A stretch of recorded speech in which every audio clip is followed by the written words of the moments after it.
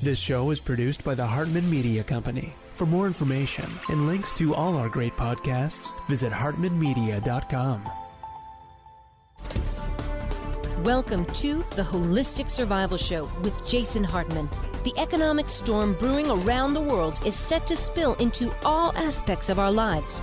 Are you prepared? Where are you going to turn for the critical life skills necessary to survive and prosper? The Holistic Survival Show is your family's insurance for a better life. Jason will teach you to think independently, to understand threats, and how to create the ultimate action plan. Sudden change or worst case scenario, you'll be ready. Welcome to Holistic Survival, your key resource for protecting the people, places, and profits you care about in uncertain times. Ladies and gentlemen, your host, Jason Hartman. It's my pleasure to welcome Stephen Davis. He is the author of Truthteller, an investigative reporter's journey through the world of truth prevention, fake news, and conspiracy theories. Stephen, welcome. How are you? I'm very good. Thank you, Jason. Good to have you on the show. So we live in a world of propaganda and misinformation, all sorts of tactics that the bad apples out there use to hide the truth, shade the truth, spin the truth. In your book, you start off talking about character assassination, and then you talk about conspiracy theories, and it's just a very interesting topic, how our minds are influenced by the media and such. Tell us more about that. Yeah, the first thing to say is that fake news and conspiracy theories and disinformation and misinformation has always been with us. You know, the papers in colonial America and Victorian England were basically propaganda sheets. The difference is now on social media is the volume and the speed with which it travels around the world. And my concern is that there is so much misinformation and disinformation out there that beneath that, it makes it easier now than ever before for governments and corporations and dictators to lie to you and to get away with actual scandals. Mm-hmm. And of course, the group that you relied on to uncover these things, investigative reporters such as myself, there are fewer of us around than there used to be. Yeah, that's definitely true. It's interesting that we've seen this era of media fragmentation, as I call it, where there are fewer media outlets. And you'd think, on one hand, of course, that's good because a lot more people have a voice. I think you could certainly argue that the media is much more democratized than it's ever been. But at the same time, you have the opposite trend. You have the major media companies that have consolidated like crazy. And then, as you see this fragmentation of the news media landscape and so many media outlets, the big outlets have really almost done away with investigative reporting, investigative journalism, because the budgets have been cut as they all vie for advertisers amongst so much competition there. It's really interesting we're talking about this today because just yesterday, literally on my personal Facebook page, I posted that famous Mark Twain quote that says, a lie can travel halfway around the world while the truth is still putting on its shoes. And I think Winston Churchill said it another way, but whatever, you get the idea.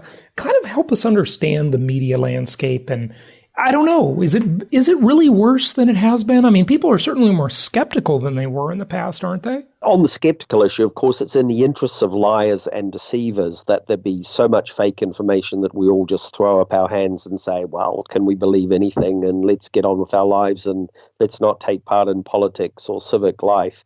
That makes it easier for people to lie and deceive. The Mark Twain quote is interesting because now, of course, the equivalent is Twitter. And studies show that fake news travels faster on Twitter than the truth. And very often people retweet things without even getting to the end of the 140 characters. So you have this disinformation traveling around the world at vast speed. The major media can't keep up with it. Somebody might put a lie on Twitter and 5 million people have seen it. And an hour later, the BBC or the New York Times or the Guardian might point out why it's wrong. But by that stage, it's too late and not enough people have read the real version of events. As far as the media landscape goes, the major issue you call it the democratic kind of nature of things now, which is fine. Mm-hmm. But, I think the problem is a lot of people think they're citizen journalists and don't have the training to be proper journalists. but are treated as proper journalists by the media. So anybody can kind of tweet from the scene of some place. You don't even know if it's a real person. That's an issue for me. And of course, for investigative reporting, the issue is really resources. Serious investigations take time and money. In Truthteller, I tell the story about how I was sent to the Amazon to investigate a tip that BP, the world's largest oil company, was destroying part of the rainforest. It owned a mining company that was destroying the rainforest. Now, what I've just told you was all we knew about the story when they sent me to Brazil. The London Sunday Times sent me to Brazil, literally a needle in a haystack, because the Amazon, as you know, is bigger than Western Europe. I spent weeks and weeks out there investigating it. I found the mine. I smuggled myself in. I got a photograph. It exposed BP, which at that stage was branding itself green. It was a big piece of investigative reporting. I can tell you absolutely now, Jason, that no major media company would fund an investigation like that and spend that amount of money on as little information as they had to start with. And what's worse is, you remember, we were all reading stories about the importance of the Amazon rainforest to the environment. In the research for Truthteller, I actually went back to contacts in the province that I'd been in all those years ago, and people are destroying the rainforest at an even greater rate than they were then, and it goes virtually unreported because these days reporters don't get out of the office. Reporters don't get sent to the deepest, darkest parts of the Amazon rainforest to get stories. So society is missing out. Yeah, they are missing out. But what is the solution? If you agree that the problem is sort of as I outlined it, I'm sure you could do a better job being so deep in it. But we've got this fragmented environment. On the one hand, it should be good. On the other hand, it's bad. We just don't have... 60 Minutes is kind of the last bastion of big-time investigative journalism, isn't it? Okay, so 60 Minutes is still very good, by the way. Well, the solution is I lecture journalism students all over the world. I've lectured several thousand journalism students in the last 10 years from about 30 different countries, including the United States. And I always say to them, if you want a future of good journalism, you have to pay for it. That's the generation that's used to getting stuff for free music, free this, everything on the internet. I tell them if you want free stuff, you're liable to get propaganda and fake news.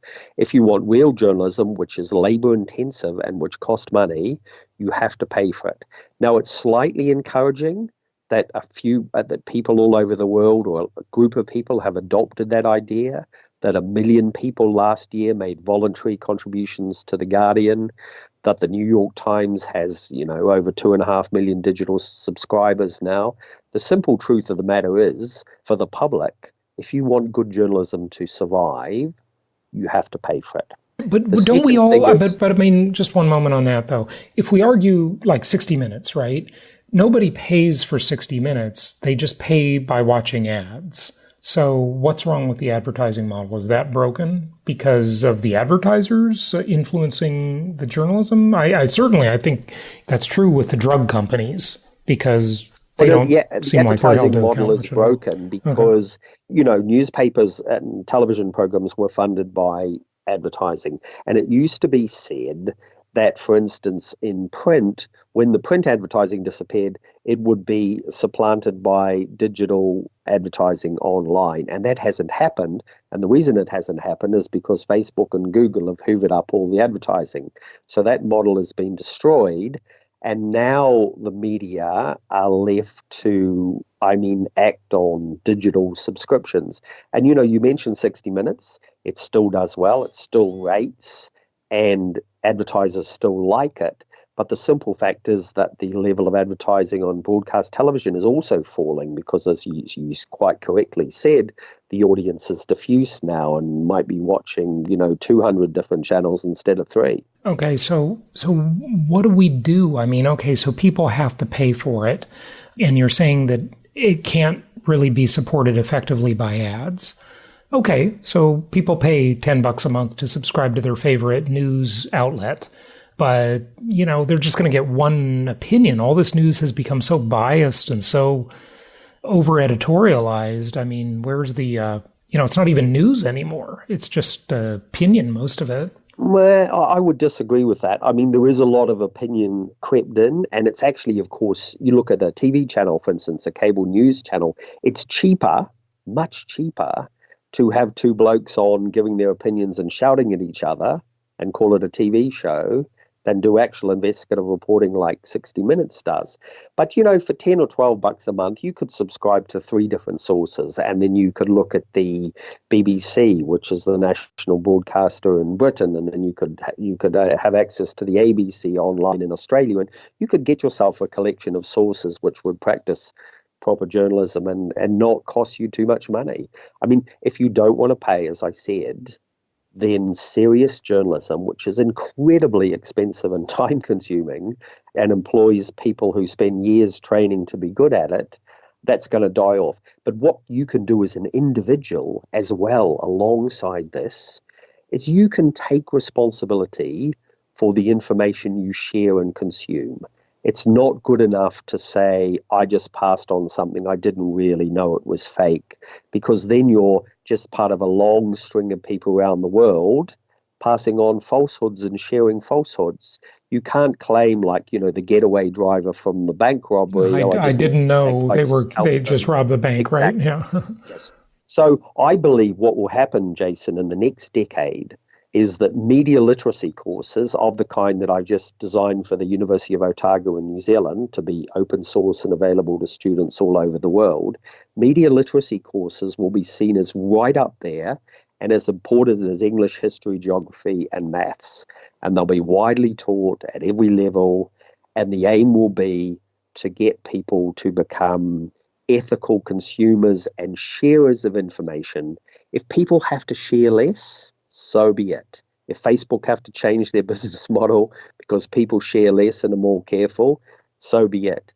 I mean, personally, I think Facebook is acting with a great deal of social irresponsibility at the moment. I couldn't agree more. It's outrageous, for instance. You have a fake video of Nancy Pelosi that they know is fake, and they refuse to take it down. I mean, the problem with Facebook is that's sort of surprising, though, because Facebook leans to the left. You'd think they'd want to protect Nancy Pelosi.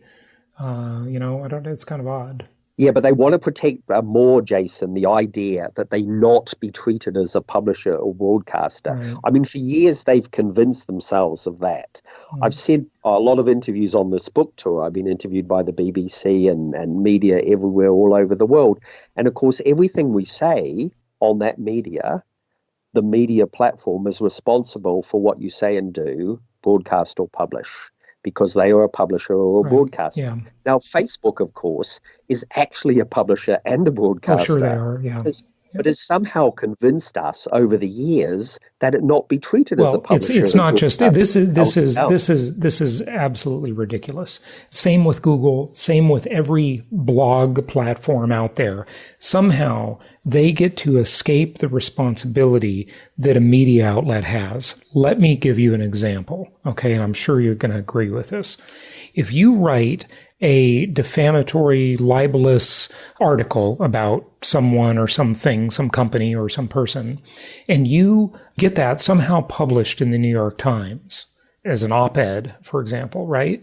The New York Times will be liable for that.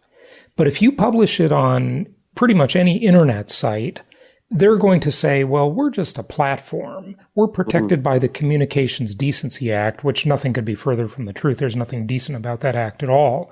And so we can put up our hands and claim that we're just a platform and we don't have any responsibility. That is ridiculous.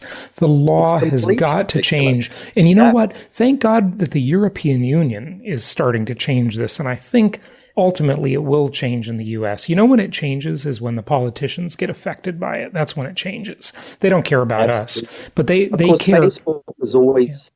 Facebook has always fallen back on the idea that it's kind of extraterritorial. Whenever somebody's tried to regulate it, it says, well, we're not really in your country. We're kind of the world. Yeah, right. But you're quite right. I mean, a profound change needs to happen, and it needs to be that Facebook is responsible for everything it publishes and everything but it broadcasts. But it's not just Facebook.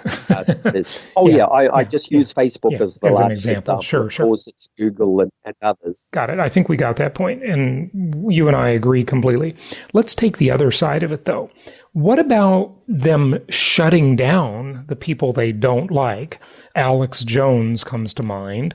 Not that I agree with or want to defend Alex Jones, but why is it that some non-governmental entity that you have no recourse against can just destroy you?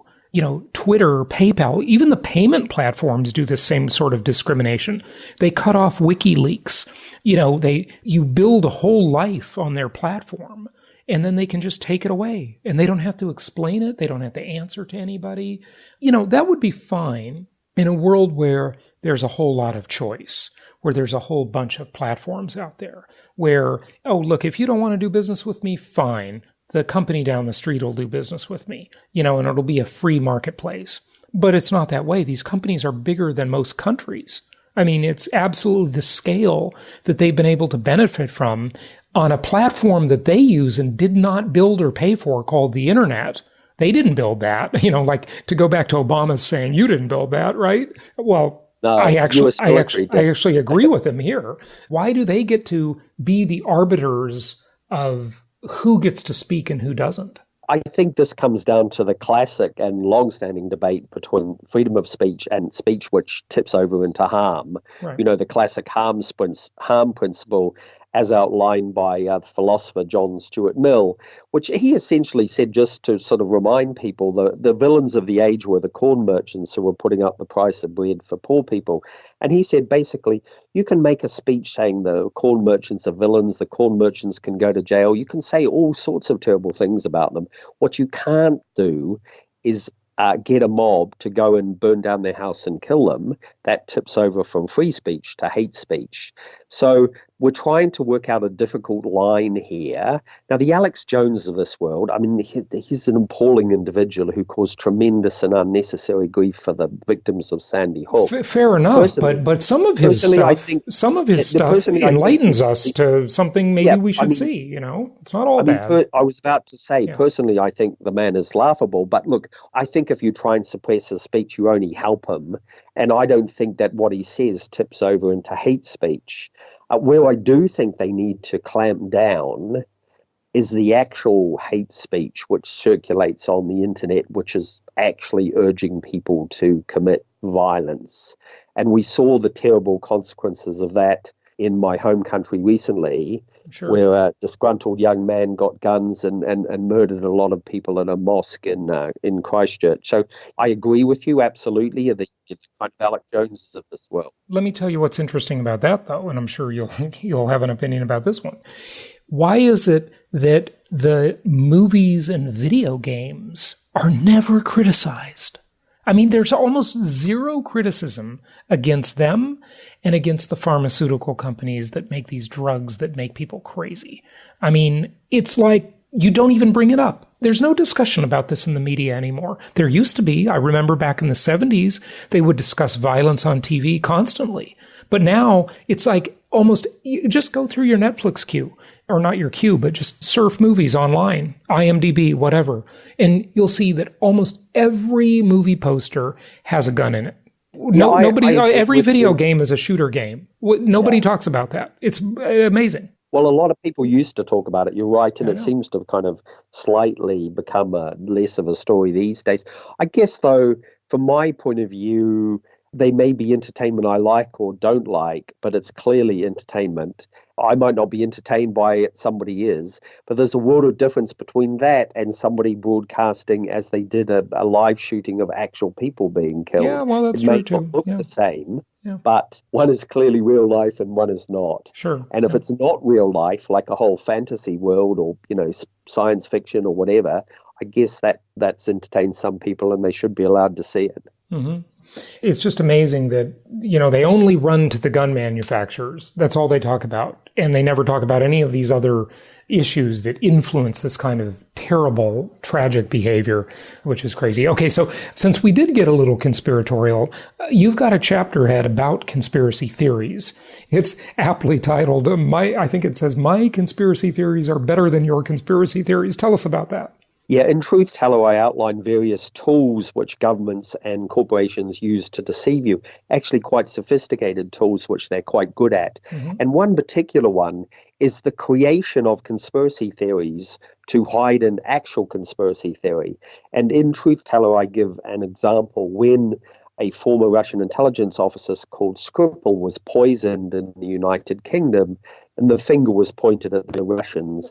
It seems pretty clear they were the only people with the motive to do it. And in fact, two of their officers happened to be in the same town at the time of the poisoning and were caught on CCTV camera. But within 10 days of that story, I was tracking around the world.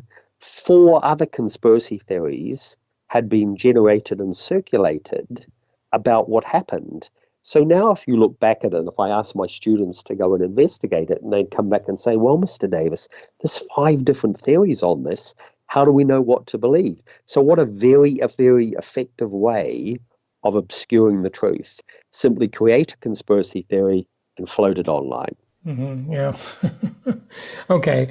So what are these other tools that these oppressive regimes, whether they be government, corporations, anything, tell us some of the tools they use. Okay, one classic, which is used, in fact, by Vladimir Putin, Donald Trump, and others, is the big lie. And it's based on the way our brains work. Our brains are wired to treat information that's familiar, that we hear often, as trustworthy. That's logical if you think about it. So you tell a big lie, and initially a lot of people might not believe you, but you repeat it again and again, month after month, year after year, and eventually a lot of people will start to believe it because they heard it. Isn't that like what Joseph Goebbels said or something like, Yeah, absolutely. Yeah, no, right. It's a theory that goes back quite a way, but it's very effective. And I give examples of it in the book. Another really, and this is really kind of quite common now, is the character assassination. I personally have had my character attacked by senior police officers, by a senior minister in the British government. And of course, with the internet, as you know, it's very, very easy to circulate false rumors and assassinate people's character and then have them not believed. Oh, sure. In the book, I tell the story about an MI6 agent called Richard Tomlinson, who was trying to blow the whistle on things the British government was doing, and they had him chased around the world, and they were deliberately trying to assassinate his character so that nobody would believe him. They told the Swiss police when he was living in Switzerland that he was a pedophile. It was a completely invented story. Oh, and look at Elon Musk with the Thailand divers, or you remember the story anyway. I'm glad that guy sued him for saying that. I don't know what the outcome was, but I hope he wins. But yeah. It's very effective, as you know, because you float this stuff and you get it online, and then people who are searching you a year or two later and they come across it. Well, okay. It's sometimes enough to make the allegation. It's a drive-by shooting. It's a hit and run where the perpetrator can be anonymous, but just so you know, that's not actually true. You can find them. We've hired cyber investigators, and it is fascinating. That is a fascinating world. It's very hard to actually be totally anonymous online. It may seem easier than it really is, but that's another show in and of itself. But yes, in principle, you're absolutely right. I think intelligence agencies are very good at covering their tracks, though. Oh, well, if it's the government, yes, that's probably a lot harder to hold them accountable. Absolutely. But yes, it is a huge problem. I couldn't agree with you more. And if you're an investigative reporter, you're going to have enemies because you're, one side's going to like you and the other is going to hate you. That's just the unfortunate reality, right? It is. And in Truthteller, I describe one particular memorable occasion. I did an investigation into what happened to the human shields of the first Gulf War. Mm-hmm. There's a whole lot of people, British, American, French, and many other countries, who were taken hostage by Saddam Hussein and used as human shields. And there was a secret report into it, which was covered up by the British government, but which is explained in my book, Truthteller. At one stage, a British member of Parliament asked questions about this in Parliament to the then Labour Defence Minister, Government Defence Minister, Jeff Hoon, and at the end of it, Hoon says to the MP, I need a private word with you in this. So they go in the office, a private word. And Hoon says to the MP, you've got to be careful of that Stephen Davis. I think he's a bit of a fantasist. And when the MP told me this, when the MP told me this, after I'd finished laughing about it, I thought how ironic that a member of a government that produced a totally fantastical weapons of mass destruction dossier that took Britain into war in Iraq should turn around and make that accusation of me. But it's very typical of things. And of course, they will say it privately. He'd never be caught dead saying this publicly where I could challenge him. It's the kind of private conversation, the whispers, by which they seek to undermine the journalist's integrity and therefore stop them being an effective investigative reporter. Wow. Yeah. It's just amazing how that works. Do you think human perception will change? Do you think humans are becoming skeptical of the fake reviews? I mean, take, for example, the website Yelp. You know, competitors write negative reviews about their competitors on there. I hope everybody knows that. And then they have their own people write fake positive reviews, right? You know, who do you believe? Does this stuff have any credibility anymore? I think people realize that a lot of it is not true. The problem is we can't have everybody switching off entirely and saying, I can't believe anything anymore, because that in itself is a gift for those who lie to you, of course, and deceive you, because then they'll get away with it more often. I was asked by another interviewer whether I was an optimist or a pessimist after Truthteller, and I said I'd begun it as an optimist and ended as a pessimist, because I think things are going to get worse before they get better because of deep fakes, artificial intelligence truly creating false worlds. But I also think alongside that, and you use the reviews thing and the hotel reviews and all these other things, I think people are learning to be more skeptical. So if we give them an alternative, if we give them education programs to help them, I think there is a chance that we can turn this around. One of my favorite ever quotes, the great author H.G. Wells said, history is a race between education and catastrophe. And I think that's true. And I think education has got to win, basically. That's a good quote, H.G. Wells. Good stuff. We'll wrap it up with any closing thoughts, maybe address anything I didn't ask you, whatever you like, and please give out your website too. Truthteller is available now, I think, in pretty much in all Barnes & Noble stores in the States and on Amazon. There were two reasons to buy it. One is because I think it's a good book and spent 2 years researching it. But two, I really think people should think seriously and take part in a good public debate about misinformation and disinformation and the sheer volumes of it, which are damaging so many parts of society, politics, medicine, health. For more about this, you can go to my site, which is simply called stephendaviswriter.com. Good stuff. Stephen Davis, thank you for joining us, and keep up the good work. Society really appreciates people like you doing the tough work and taking a lot of heat for it too. But it is very, very important. You're keeping a lot of people honest out there, or at least preventing them from doing too much harm. So thank you very much. Thank you, Jason. Great to chat to you. Thank you so much for listening. Please be sure to subscribe so that you don't miss any episodes. Be sure to check out the show's specific website and our general website, hartmanmedia.com, for appropriate disclaimers and terms of service. Remember that guest opinions are their own, and if you require specific legal or tax advice or advice in any other specialized area, please consult an appropriate professional. And we also very much appreciate you reviewing the show. Please go to iTunes or Stitcher Radio or whatever platform you're using and write a review for the show. We would very much appreciate that. And be sure to make it official and subscribe so you do not miss any episodes. We look forward to seeing you on the next episode.